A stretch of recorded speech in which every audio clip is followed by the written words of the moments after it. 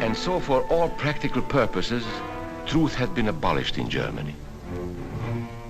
A lot of my German friends wondered what had hit them. How did it happen? Where did it start? It started right here. And this was where it could have been stopped. If those people had stood together, if they had protected each other, they could have resisted the Nazi threat. Together they would have been strong. But once they allowed themselves to be split apart, they were helpless. When that first minority lost out, everybody lost out.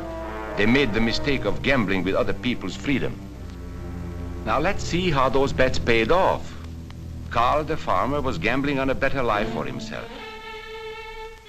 What he got was extra hours of back-breaking work, as much as 100 hours a week. He was forced to stay on his land and produce what he was told to produce, because now Hitler was preparing for war. For Heinrich, who owned a hardware store, the bet didn't pay off either. 104,000 small businesses were closed in 2 years. And for Hans, conditions hadn't improved any. He had a job now in the munitions factory, but he worked long hours for little pay. The working conditions grew increasingly bad. And even though he didn't like the job, he wasn't permitted to leave it. There still wasn't enough food in his house.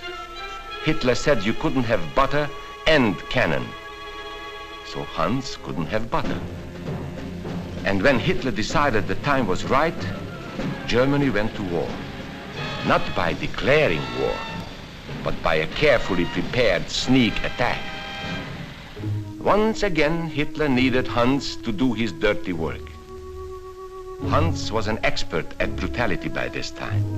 And Hitler had decided to use Hans and his brutality against other peoples, the Czechs, the Poles, the French, the Russians. But in the crucial test of war, Hitler's race theories didn't pay off. His pure-blooded supermen were defeated by the mongrel armies he despised, by the British at El Alamein.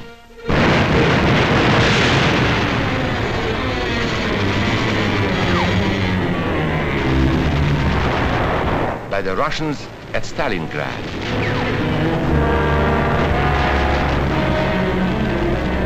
And then on D-Day by American soldiers of every color and religion who smashed across the Normandy beaches and drove on through to the heart of Germany. For the misguided Germans who had swallowed the Nazi bait, the Nazi game did not pay off. The continent of Europe was strewn with millions of German bodies. Pure Aryan bodies. Karl the farmer was left in the snow outside of Moscow. Heinrich stayed in Italy at Salerno.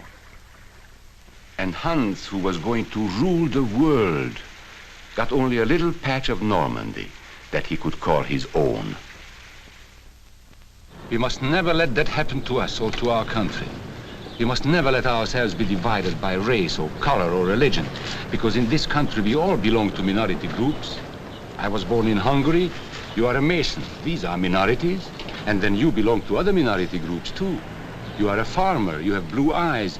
You go to the Methodist Church. Your right to belong to these minorities is a precious thing. You have a right to be what you are and say what you think, because here we have personal freedom. We have liberty. And these are not just fancy words. This is a practical and priceless way of living. But we must work at it. We must guard everyone's liberty, or we can lose our own. If we allow any minority to lose its freedom by persecution or by prejudice, we are threatening our own freedom. And this is not simply an ideal. This is good, hard common sense. You see, here in America is not a question whether we tolerate minorities.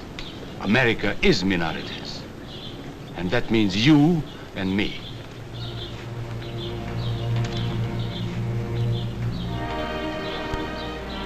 So let's not be suckers. We must not allow the freedom or dignity of any man to be threatened by any act or word. Let's be selfish about it. Let's forget about we and they. Let's think about us.